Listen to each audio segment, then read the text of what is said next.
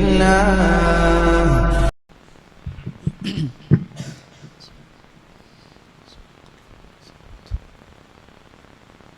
إن الحمد لله نحمده ونستعينه ونستغفره ونعوذ بالله من شرور أنفسنا وسيئات أعمالنا. من يهده الله فلا مضل له ومن يضلله فلا هادي له. وأشهد أن لا إله إلا الله وحده لا شريك له وأشهد أن محمدًا عبده ورسوله. أما بعد فإن خير الحديث كتاب الله وخير الهدي هدي محمد صلى الله عليه وسلم وشر الأمور محدثاتها وكل محدثة بدعة وكل بدعة ضلالة وكل ضلالة في النار. أعوذ بالله من الشيطان الرجيم. بسم الله الرحمن الرحيم. يا أيها الذين آمنوا اتقوا الله حق تقاته ولا تموتن إلا وأنتم مسلمون. يا أيها الناس اتقوا ربكم الذي خلقكم من نفس واحدة وخلق منها زوجها وبث منهما رجالا كثيرا ونساء واتقوا الله الذي تساءلون به والأرحام إن الله كان عليكم رقيبا. يا أيها الذين آمنوا اتقوا الله وقولوا قولا سديدا يصلح لكم أعمالكم ويغفر لكم ذنوبكم ومن يطع الله ورسوله فقد فاز فوزا عظيما. وقال تعالى في مقام آخر. بسم الله الرحمن الرحيم.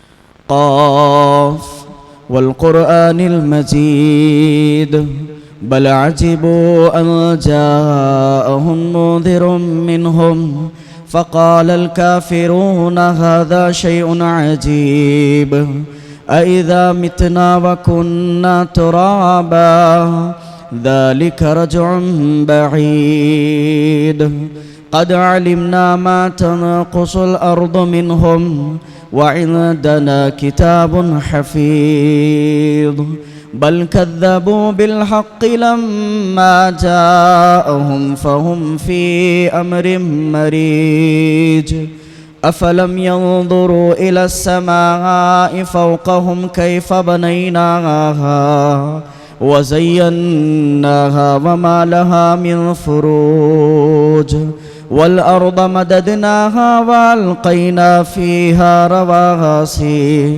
رواسي وأنبتنا فيها من كل زوج بهيج تبصرة وذكرى لكل عبد منيب ونزلنا من السماء ماء مباركا فأنبتنا به جنات وحب الحصيد والنخل باسقات لها طلع نضيد.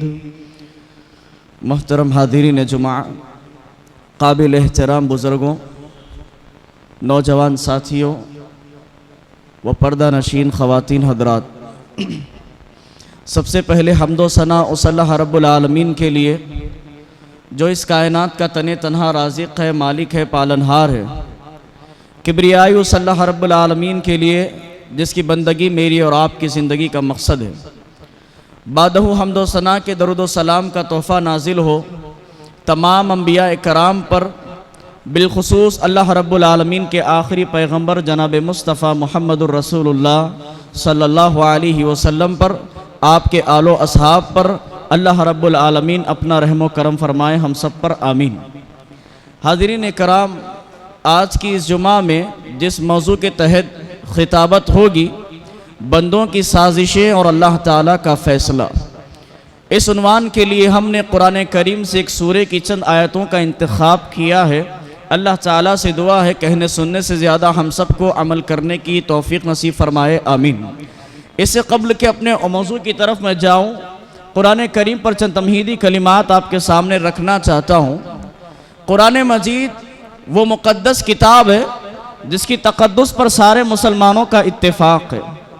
قرآن مجید اس کتاب کو کہا جاتا ہے جو اللہ تعالیٰ کی جانب سے جبریل علیہ السلام کے ذریعے سے محمد صلی اللہ علیہ وسلم پر نازل ہوئی، جس کا پڑھنا باعث ثواب ہے اور جس کی حفاظت کی ذمہ داری اللہ رب العالمین نے لے رکھی ہے۔ ایک مختصر کتاب جس کو اگر پارے کے اعتبار سے دیکھا جائے تو صرف 30 پارے، اگر سوروں کے اعتبار سے دیکھا جائے تو 114 سورتیں، لیکن قیامت تک آنے والے تمام مسائل کا حل اپنے اندر سمیٹے ہوئے ہیں۔ قرآن مجید اس کتاب کو کہتے ہیں جس کی تعریف خود اللہ تعالیٰ نے فرمائی اور ارشاد فرمایا وَتَمَّتْ كَلِمَةُ رَبِّكَ صِدْقًا وَعَدْلًا، کہ یہ ہر طریقے سے کامل ترین کتاب ہے، ہر زاویے سے یہ مکمل ترین کتاب ہے۔ اس کے اندر جو بات کہہ دی گئی وہ ساری کی ساری امانت داری والی بات، ساری سچائی پر مبنی والی بات، صداقت پر مبنی والی بات، عدالت پر مبنی والی بات۔ اس کے اندر کوئی ایسا حکم نازل نہیں کیا گیا جو بے انصافی پر مبنی ہو۔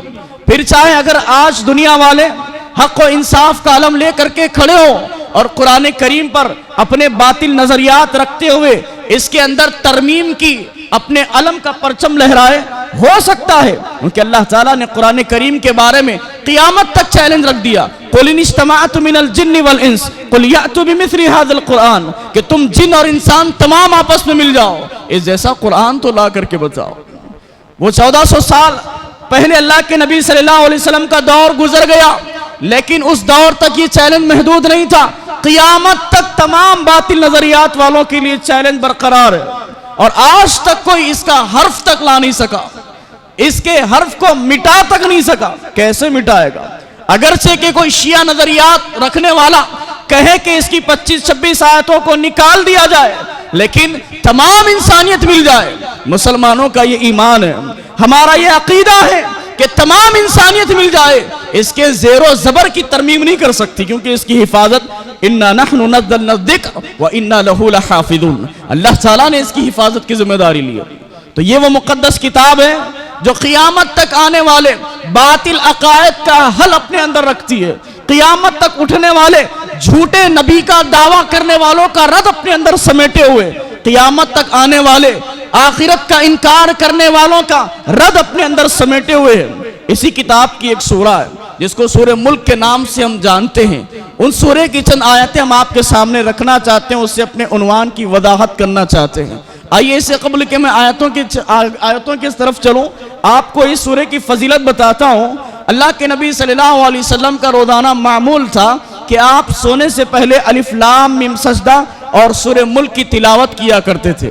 امام ترمذی رحمہ اللہ نے فضائل القرآن میں اس حدیث کو ذکر کیا، علامہ البانی نے اس حدیث کو صحیح قرار دیا۔ ہمیں بھی چاہیے کہ روزانہ ہمارا معمول ہو، سونے کے لیے جب ہم بستر پر جائیں الف لام میم سجدہ اور سورہ ملک کی ہم تلاوت کریں قبل اس کے کہ ہم سو جائیں۔ اسی طرح اس کا فائدہ کیا ہوگا؟ پیارے نبی صلی اللہ علیہ وسلم نے ارشاد فرمایا، مستدرک الحاکم کی روایت علامہ البانی نے حسن قرار دیا ہے کہ یہ روزے جو قاری سورہ ملک کی تلاوت کرتا ہے، جو تلاوت کرنے والا سورہ ملک کی روزانہ تلاوت کرتا ہے، عذاب قبر سے ہی مانعۃ من عذاب القبر، عذاب قبر اس سے دور کر دیا جاتا ہے۔ اور اسی طرح قیامت کے دن ترمذی ہی کی روایت علامہ البانی نے صحیح قرار دیا ہے، قیامت کے دن سورہ ملک اپنے رب سے جھگڑا کرے گی، بحث و مباحثہ کرے گی، حتیٰ کہ اپنے پڑھنے والے کو آگ کے عذاب سے بچا لے گی، مغفرت کروا لے گی، اور اللہ تعالیٰ اپنے کلام کی بخشش اور مغفرت کو رد نہیں کرے گا۔ یہ قرآن کریم اللہ تعالیٰ کا کلام ہے، غیر مخلوق ہے۔ اللہ تعالیٰ اپنے کلام کی شفاعت اور سفارش اس بندے کے حق میں قبول کرے گا انشاءاللہ۔ اور یہ بات آپ یاد رکھیں کہ یہ جو فضیلتیں ہم نے آپ کے سامنے رکھی ہے، اس کی فضیلتیں کس کو ملنے والی ہے، کس کے نصیب میں یہ ساری فضیلتیں آنے والی ہے؟ اس کے نصیب میں آنے والی ہے جس کا بھروسہ تعویذ گنڈے پلیتے ناریل نیمو پر نہ ہو، صرف ایک اللہ تعالیٰ پر جس کا بھروسہ ہو، جس کا توکل صرف اللہ تعالیٰ پر ہو، اسی کو تمام تر سوروں کے فضائل، ذکر و اذکار کے فوائد نصیب ہونے والے ہیں۔ ورنہ جس کی حالت شرک پر ہو، جس کی موت شرک پر ہو، اسے تمام چیزوں سے کوئی فائدہ نصیب نہیں ہونے والا۔ یہ اصول آپ یاد رکھیں۔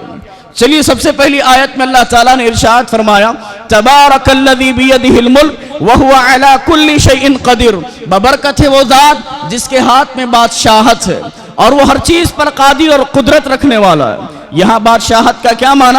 ابن کثیر رحمہ اللہ نے بادشاہت کا معنی ذکر کرتے ہوئے ارشاد فرمایا، نقل کیا کہ یہ بادشاہت کے اندر تمام تر اختیارات اللہ رب العالمین کے، تمام تر اختیارات، دنیا میں کس کو عزت دینا ہے، کس کو ذلیل کرنا ہے، کس کو عزت کے تخت پر چڑھانا ہے، کس کو زوال کرنا ہے، کس کو کتنی زندگی دینا ہے، کس کی موت کا وقت آ چکا ہے، کس کو اولاد دینا ہے، کس کو برکت دینا ہے، کس کو کاروبار دینا ہے، یہ سارے اختیارات اللہ رب العالمین کے ہاتھوں میں ہیں۔ آج لوگ ایک دوسرے کی عزتوں کے پیچھے پڑے ہوئے ہیں، سامنے اچھی بات کرتے ہیں، ہٹتے ہی ان کی برائی کو بیان کرتے ہیں، چاہتے ہیں کہ ان کی عزتوں کو پامال کر دیا جائے۔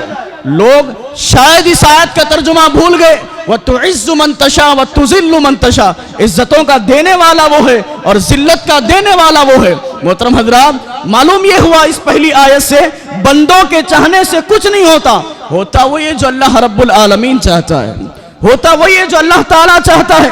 ہم نے کتنے ایسے واقعات سیرت میں نہیں دیکھے، تاریخ نے کتنے ایسے پنے کالے نہیں کیے، سیاہ نہیں کیے، جو اس واقعات پر دلالت کرتے ہیں کہ بندوں کے چاہنے سے کچھ نہیں ہوتا، اللہ کا فیصلہ ہی غالب آتا ہے۔ ہم نے پڑھا پیارے نبی صلی اللہ علیہ وسلم کی زندگی، ہم نے پایا آپ صلی اللہ علیہ وسلم نے جب توحید کا علم اٹھایا، توحید کی دعوت لوگوں کو پیش کی، کفار نے سمجھا کہ چند دن کے افسانے ہیں، اس کے بعد یہ دعوت اپنے آپ ٹپ ہو جائے گی، کوئی محمد صلی اللہ علیہ وسلم پر ایمان نہیں لائے گا۔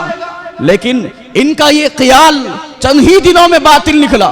انہوں نے دیکھا کہ جوق در جوق لوگ اسلام میں شامل ہو رہے ہیں، سارے غلام اپنے آقا کی نافرمانی کر رہے ہیں۔ بلال حبشی جیسا عہد کا کلمہ اپنی زبان سے نہیں ہٹاتا، حضرت سمیہ جیسی ایک خاتون رہ کے اپنی زبان سے عہد کا کلمہ نہیں ہٹاتی۔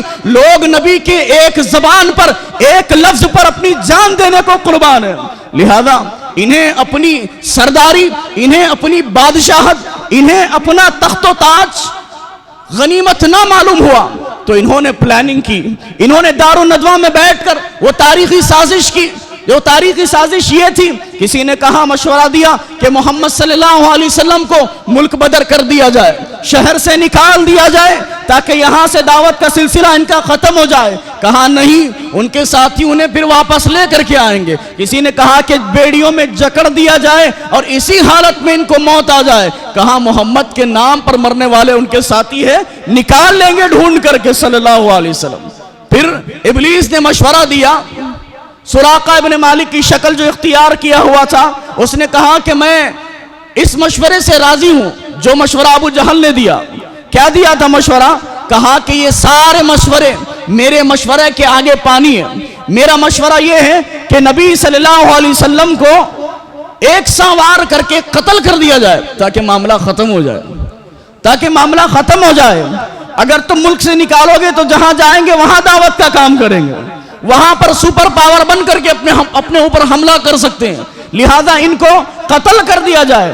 اس مشورے پر سارے لوگوں نے اتفاق کا اظہار کیا اور سب قبیلے سے ایک ایک سردار کو جمع کر لیا تاکہ ایک سوار کر کے نبی صلی اللہ علیہ وسلم کا خاتمہ کر دیا جائے اور نبی کا قتل سارے قبیلوں پر بڑھ جائے اور بنو امیہ اس سے قصاص نہ لے سکے۔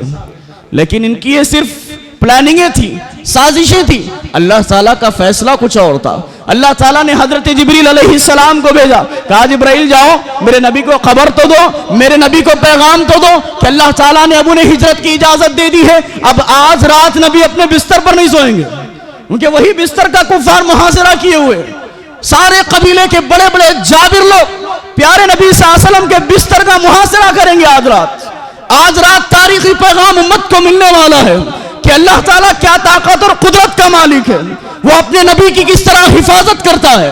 پیارے نبی صلی اللہ علیہ وسلم کو جبرائیل نے جب یہ پیغام دیا، جب پیغام جبرائیل نے پیارے نبی صلی اللہ علیہ وسلم کو دیا، اللہ کے نبی صلی اللہ علیہ وسلم نے سفر کی ساری تیاریاں ابو بکر صدیق کے ساتھ کر لی رضی اللہ تعالیٰ عنہ۔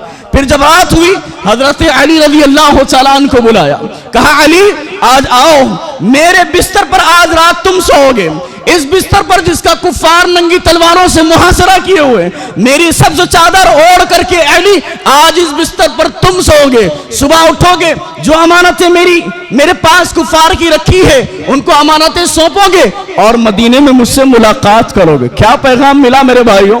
حضرت علی رضی اللہ تعالیٰ ان کا ایمان دیکھیے، ایسا ایمان ہونا چاہیے پیارے نبی پر جیسے حضرت علی رضی اللہ تعالیٰ کا ایمان تھا۔ ارے وہ بستر جس پر سونا اپنی موت کو دعوت دینا ہے، وہ بستر جس کا ننگی تلوار لیے کفار محاصرہ کیے ہوئے، علی راضی ہو گئے اللہ کے رسول میں اس بستر پر سو جاؤں گا۔ کیوں راضی ہوئے؟ ان کے علی رضی اللہ تعالیٰ کا ایمان تھا، جانتے تھے وَمَا تَدْرِي نَفْسٌ بِأَرْضِ أَيٍّ تَمُوتُ کہ کوئی نفس نہیں جانتا کہ کس جگہ اس کو مرنا ہے، لیکن علی کو معلوم ہو گیا تھا کہ آج رات علی نہیں مر سکتا، آج رات علی کو کوئی دنیا والے مل کر نہیں مار سکتے۔ کیوں؟ کیونکہ اللہ کے رسول صلی اللہ علیہ وسلم نے کہا علی تم صبح اٹھو گے، کفار کو امانتیں دو گے، مدینہ آؤ گے، مجھ سے ملاقات کرو گے۔ کہ اللہ کے نبی صلی اللہ علیہ وسلم نے اپنی زبان نفس سے کوئی بات نہیں کی، وہی کہا جو اللہ تعالیٰ نے وہی نازل کی۔ اللہ کے نبی صلی اللہ علیہ وسلم کی بات کوئی معمولی بات نہیں ہو سکتی، اللہ کے نبی صلی اللہ علیہ وسلم کی بات وہی کا ایک حصہ ہوا کرتی تھی۔ یہی ایمان سلفیوں کا ہے، پیارے نبی صلی اللہ علیہ وسلم کی ہر بات اللہ رب العالمین کی نازل شدہ بات ہے۔ اللہ کے نبی صلی اللہ علیہ وسلم اپنی نفس ہوا، اپنے خواہش ہوا سے کوئی بات نہیں کرتے تھے، جو کچھ کہتے تھے اللہ تعالیٰ کی وہی ہوا کرتی تھی۔ یہی ہماری دعوت ہے کہ لوگوں، کائنات میں کوئی ایسی زبان نہیں جو کہے تو وہ اللہ کا کلام ہو، کائنات میں کوئی ایسی شخصیت نہیں جس کی بات کو اللہ کی بات تسلیم کیا جائے۔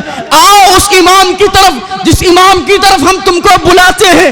دنیا والوں نے کس کو اپنا امام بنایا؟ الحمدللہ سلفیوں نے اس کو اپنا امام بنایا جس کو حضرت علی رضی اللہ تعالیٰ نے اپنا امام بنایا تھا۔ ابھی کچھ دن بعد شب معراج کر کے ایک رات منائی جائے گی، مساجدوں کو جگمگایا جائے گا، قبرستان کی زیارتیں جوق در جوق ہوگی، جھن کے جھن قبرستان میں لوگ شامل ہوں گے زیارتیں کرنے کے لیے، شب معراج منانے کے لیے۔ اس معراج سے جو پیغام ملا اس پیغام کی اہل حدیث دعوت دیتے ہیں۔ اہل حدیث یہ کہتے ہیں کہ اس مسجد اقصی میں اللہ رب العالمین نے حضرت آدم سے لے کر عیسیٰ تک سارے انبیاء کرام علیہ السلام کو جمع کیا اور جمع کر کے پیارے نبی صلی اللہ علیہ وسلم کو ان تمام انبیاء کرام کا امام بنایا۔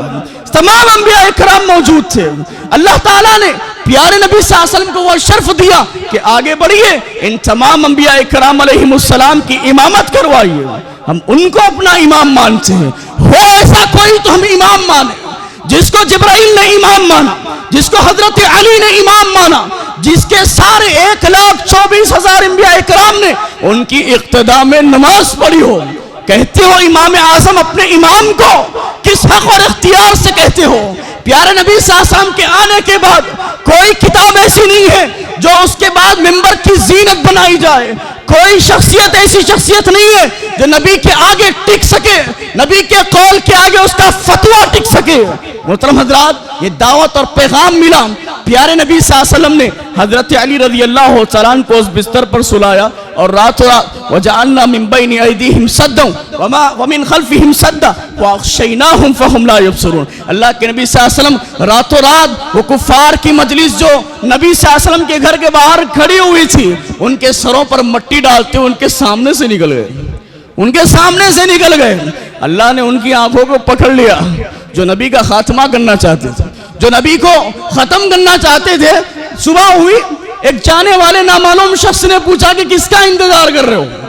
ان پہرا دینے والوں سے پوچھا کس کا انتظار کر رہے ہو؟ کہا محمد صلی اللہ علیہ وسلم کا انتظار کر رہے ہیں۔ تلوار تو دیکھ رہے ہو، ارادہ معلوم ہے کس لیے انتظار کر رہے ہیں؟ کہا دیکھ لو ایک بار اندر، وہ تو تمہارے سامنے سے گزر چکے۔ جب جھانک کر کے دیکھا تو سب چادر میں ایک شخص تو ہے، گھس کر کے دیکھا تو حضرت علی رضی اللہ عنہ۔ پوچھنے لگے علی بتاؤ محمد صلی اللہ علیہ وسلم کہاں ہے؟ خوب جواب دیا حضرت علی رضی اللہ تعالیٰ نے بھی، کہا پہرا دینے والا سونے والے سے پوچھ رہا ہے کہ کہاں ہے؟ تم پہرا دے رہے تھے، ہمیں کیا معلوم، ہم تو سو رہے تھے۔ سبحان اللہ، اللہ تعالیٰ جو چاہتا ہے اس کا فیصلہ جو ہوتا ہے وہی ہو کر کے رہتا ہے۔ اس دنیا میں بندوں کی سازشوں سے کچھ نہیں ہوتا، یہ پیغام ہم دینا چاہتے ہیں۔ یہ کہی تھی اللہ تعالیٰ کے ہاتھوں میں بادشاہت ہے.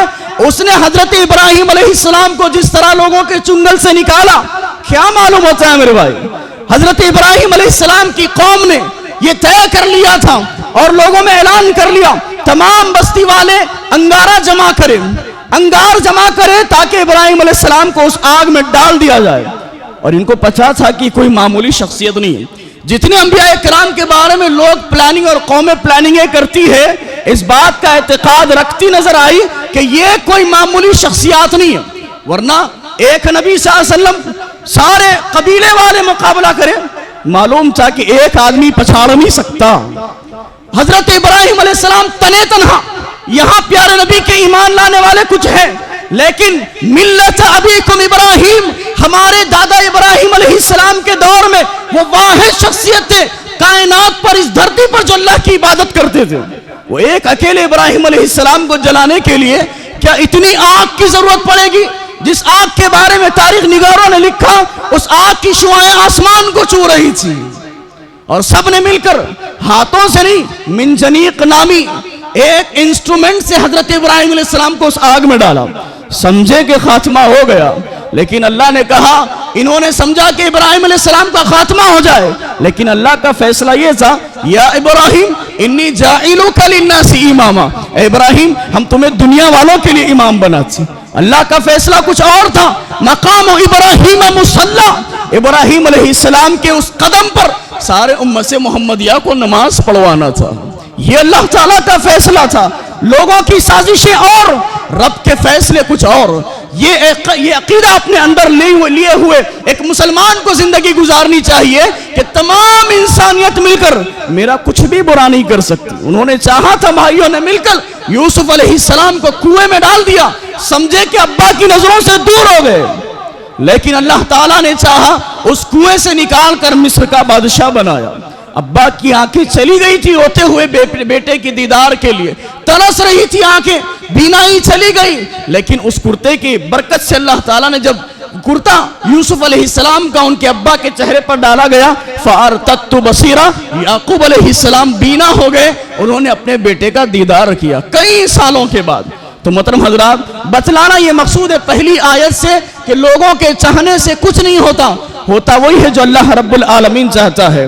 اور اس کے بعد دوسری آیت اللہ رب العالمین ارشاد فرماتے ہیں, الذی خلق الموت والحیات لیبلوکم ایکم احسن عملا, کہ اللہ تعالیٰ نے موت اور حیات کو اسی لیے پیدا کیا تاکہ جان لے, آزما لے کون اچھے اعمال کر کے اللہ تعالیٰ کے حضور پیش ہوتا ہے, کون اچھے اعمال کر کے آتا ہے. اب یہاں پر یہ آیت جو پہلا پیغام دیتی ہے وہ یہ ہے کہ اللہ تعالیٰ نے موت اور حیات کے ساتھ خلق کا لفظ استعمال کیا, یعنی ہم نے انہیں پیدا کیا, یعنی یہ دونوں چیزیں مخلوق ہے. حیات کو ہم نے مرتا ہوا دیکھا, ایک آدمی بحیات ہوتا ہے, اچانک موت آتی ہے, مر جاتا ہے. حیات کو ہم نے اپنی آنکھوں سے دیکھا کہ وہ مر جاتا ہے, لیکن کیا موت کو بھی مرتا ہوا ہم دیکھیں گے؟ ہاں, صحیح بخاری کی روایت میں اللہ کے نبی صلی اللہ علیہ وسلم ارشاد فرماتے ہیں کہ قیامت کے دن جب جنتیوں کو جنت میں ڈال دیا جائے گا, جہنمیوں کو جہنم میں ڈال دیا جائے گا, اور جنتی جنت کے سارے مزے اور عیش و عشرت سے ہم کنار ہو رہے ہوں گے. ان کو ہر وہ چیز ملے گی, جنت میں باغیچے ہیں, محلات ہیں, دودھ کی نہریں, شراب کی نہریں, ہر چیز کی آسائشیں انہیں موجود ہے, وہ اس سے ہم کنار ہو رہے ہیں. دلوں میں کہیں خیال نہ پیدا ہو جائے کہ موت آ کر کے ہم سے یہ جنت چھین نہ لے, موت آ کر کے کہیں ہم سے یہ جنت چھین نہ لے. اور جہنمی یہاں پر جہنم کے عذاب میں جھوج رہے ہیں, اللہ تعالیٰ سے برابر کہہ رہے ہیں, قالو, کہہ رہے ہیں وہ, ربنا اخرجنا منہا, اے اللہ اس جہنم سے نکال دے, اے اللہ یہاں پر زندگی نہیں معلوم ہوتی, موت کو پکارو تو موت نہیں آتی, ثم لا يموت فیہا ولا یحیا, نہ موت معلوم ہوتی ہے, نہ زندگی معلوم ہوتی ہے. کیسے موت آئے گی جہنمی کو؟ اللہ تعالیٰ نے اس کے بارے میں یہ فیصلہ کیا ہے کہ اس کی جلد جب جل جائے گی, عذاب دے کر کے اس کی جلد کو جلا دیا جائے گا, ثم بدلنا جلودہم غیرہ, دوسری جلد چلا کر کے کہا جائے گا ذوقوا عذاب, چک عذاب کا مزہ. تو یہ قسم کا جب عذاب اسے ہوگا, وہ سمجھے گا کہ کہیں یہ آگ میرا خاتمہ کر دے, بہتر ہوتا کہ آگ کے ذریعے سے میرا خاتمہ ہو جائے, ان کے دلوں میں یہ وہم اور گمان نہ پیدا ہو جائے۔ اللہ تعالیٰ جنتیوں کو جنت کے بالا خانوں پر بلائے گا، جہنمیوں کو جہنم کے بالا خانوں پر بلائے گا، اور موت تم کو نظر نہیں آتی نا، اللہ رب العالمین دمبے کی شکل میں موت کو دے گا اور اس موت کو ذبح کر کے کہے گا اے جنتیوں تمہارے لیے اب موت نہیں، لوٹو جنت کے مزے، اور جہنمیوں لا موت تمہارے لیے بھی موت نہیں، تم جہنم کا عذاب اور اس کا مزہ چکھتے رہو۔ تو معلوم یہ ہوا موت اور حیات دونوں مخلوق ہے، اور یہاں پر اللہ تعالیٰ نے حیات سے پہلے موت کو مقدم کیا۔ الذی خلق الموت والحیات، پہلے حیات ہوتا ہے، آدمی باحیات ہوتا ہے، بعد میں موت آتی ہے، لیکن اللہ تعالیٰ نے یہاں پر موت کو مقدم کر کے گویا کہ یہ میسج دیا، یہ پیغام دیا کہ تم زندگی اس طرح گزارو جیسے تمہارے سروں پر موت منڈلا رہی ہو۔ تم موت کو بھول گئے، اپنا خاتمہ بھول گئے، منہا خلقناکم وفیہا نعیدکم ومنہا نخرجکم تارۃ اخری، مٹی سے پیدا کیا ہم نے تمہیں، آج تمہارے اندر اکڑ کیوں آتی ہے؟ چند پیسہ کما لیتے ہو، میری مخلوقات پر، میری غربا پر، میرے بندوں پر اکڑ دکھلاتے ہو، جبار بنے گھوم رہے ہو اس دھرتی پر، تمہیں کس بات کی اکڑ آ چکی ہے؟ الم یکن نطفۃ من منی یمنی، کیا بھول گئے ایک منی کے قطرے سے ہم نے تمہیں پیدا کیا؟ تمہاری حیثیت کیا ہے؟ عقل، تکبر، جباریت، یہ اللہ تعالیٰ کا لازمی وصف ہے، تم اپنے اندر اس کو پاتے ہو۔ تم کس چیز کو یاد کرو؟ موت کو یاد کرتے ہوئے زندگی گزارو، تمہارا خاتمہ ان قریب ممکن ہے۔ کہ اللہ رب العالمین نے یہ چیلنج دیا اس آیت کے اندر کہ موت کو جو مقدم کیا، موت تمہارے سروں پر منڈلا رہی ہے، تم بھاگ کر کے بھی اس سے بچ نہیں سکتے، تم کتنے مضبوط قلعے کیوں نہ بنا لو، تم موت سے بچ نہیں سکتے۔ یہ پیغام ملا اس آیت میں۔ محترم حضرات، اچھا اب پیدا کیوں کیا؟ جب مارنا ہی تھا تو سوال پیدا ہو سکتا ہے بھائی پیدا کیوں کیا؟ بھول گئے اللہ تعالیٰ سے جو ہم نے وعدہ کیا تھا عہد الست میں، جب عالم ارواح میں آدم علیہ السلام کی پشت پر ہاتھ پھیرا اللہ نے اور ساری روحوں کو جمع کیا اور ان سب سے پوچھا الست بربکم، کیا میں تمہارا رب نہیں ہوں؟ جس میں میں اور آپ سب شامل تھے، اس مسجد میں بیٹھے تمام لوگ شامل تھے، اس دنیا میں زندگی گزار رہے تمام لوگ شامل تھے، ان سب نے کہا قالوا بلا یا ربی، اے اللہ تو ہی ہمارا معبود ہے۔ اس بات کو، اس اقرار کو ثابت کرنے کے لیے اللہ نے دنیا میں بھیجا۔ سوال کرتے ہو کہ حلال و حرام کی تمیز لگا دی، جائز اور ناجائز کی شرائط لگا دیے، پھر اللہ نے دنیا میں بھیجا کیوں؟ بھیجا اس لیے کہ جو اقرار اللہ سے کیا تھا، جو بات اور دعویٰ اللہ سے کیا تھا کہ اللہ تو ہی میرا رب ہے، اب دنیا میں جا، مصیبتیں آئیں گی، پریشانیاں آئیں گی، تکالیفیں آئیں گی، آزمایا جائے گا، اس سے قبل موت نہیں آنے والی، ثابت کر کے تو رب کا ہے، ثابت کر کے تو اللہ کا ہے، غیر اللہ کا نہیں ہوگا۔ مشکلیں آئیں گی تو اللہ ہی سے مانگے گا، پریشانیاں آئیں گی تو اللہ ہی کو پکارے گا، آزمائشیں آئے گی تو صرف رب کو ہی آواز لگائے گا، کسی اور کے آگے اپنے سر کو نہیں جھکائے گا۔ اس بات کو ثابت کرنے کے لیے اللہ نے دنیا میں بھیجا۔ ہم یہ سمجھتے ہیں کہ دنیا میں آئے ہیں کمانے کے لیے، کھانے کے لیے، بچے پیدا کرنے کے لیے، عمارتیں پراپرٹی بنانے کے لیے۔ سوال یہ ہے کہ پھر افزائش نسل ہی ہماری زندگی کا مقصد ہوتا تو اس کام کو جانور بخوبی ادا کر رہے ہیں۔ میرے بھائیوں، بات کڑوی لگے گی، لیکن آج مسلمانوں کا جو کام اور ان کی زندگی کا مقصد بن بیٹھا ہے صرف یہی ہے کہ مال کماؤ، جائیداد کماؤ، شادیاں کرو، بچے پیدا کرو، بس ان کی زندگی ختم۔ میں کہتا ہوں کہ ایک انسان سے زیادہ جانور سال بھر میں بچے زیادہ پیدا کر سکتا ہے، تو پھر ہماری زندگی اور ان کی زندگی میں تمیز کیا ہے، فرق کیا ہے؟ ہم نے سمجھا کہ اللہ نے دنیا میں بیکار ہمیں بھیجا۔ افحسبتم انما خلقناکم عبثا وانکم الینا لا ترجعون، کیا یہ سمجھتے ہو کہ اللہ نے تمہیں عبث، بیکار، بیجا پیدا کیا؟ کیا تمہیں لوٹ کر اللہ کی طرف نہیں جانا ہے؟ کہ اللہ تعالیٰ کو دوجا کوئی کام نہیں تھا کہ اس نے ہمیں پیدا کیا؟ ہماری عبادتوں کا مقصد ہے میرے بھائیوں، واحد مقصد حقیقی اللہ تعالیٰ کی عبادت سے۔ وقت میں سمجھتا ہوں اپنے اختتام پر ہے، باتیں بہت ساری ہیں، اللہ رب العالمین سے دعا ہے کہ اللہ تعالیٰ جو کہی گئی باتیں ہیں ہمیں اس میں اپنا عقیدہ سدھار کر کے زندگی گزارنے کی توفیق نصیب فرما۔ اللہ رب العالمین اپنی تمام تر دعائیں تجھ سے مانگنے کی ہم سب کو توفیق نصیب فرما، ہمارے عقیدوں کی اصلاح فرما، صحابہ کرام کی طرح ایمان ہمارے دلوں میں بھر دے۔ آمین تقبل یا رب العالمین، وما علینا الا البلاغ المبین۔